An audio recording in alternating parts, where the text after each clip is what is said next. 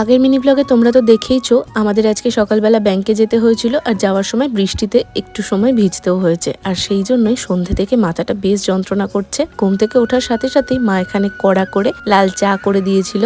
তারপর আমি বিছানাটা গুছিয়ে নিলাম, আর মা এদিকে গেছিল মুদিখানার জিনিসপত্র কিনতে। আসলে মাদের এখন যেহেতু ওষুধ, সেই জন্য এখানে আতপ চাল, তার সঙ্গে মটরের ডাল আর টুকটাক কয়েকটা জিনিস কিনে নিয়ে এসেছে। আমি সন্ধ্যাবেলাতে আজকে খেয়েছিলাম ওই চিড়ে ভাজার প্যাকেট, তারপর মা এখানে ফল কেটেছিল, সেই ফলটাই খেলাম। আর এখন মা আর আমি দুজন মিলে ব্যাগটা একটু গোছাবো ভেবেছি। তার সাথে মাকে বললাম ব্লাউজগুলোও ঠিকঠাক করে গুছিয়ে নিতে। এই আচারটা কেনা হয়েছিল বিশাল থেকে, যেটা আমি আর মা দুজনে হাফ হাফ করে নেব। তো মার জন্য এই কৌটোটার মধ্যে রেখে দিচ্ছি, আর বাদ বাকি আমি নিয়ে যাব।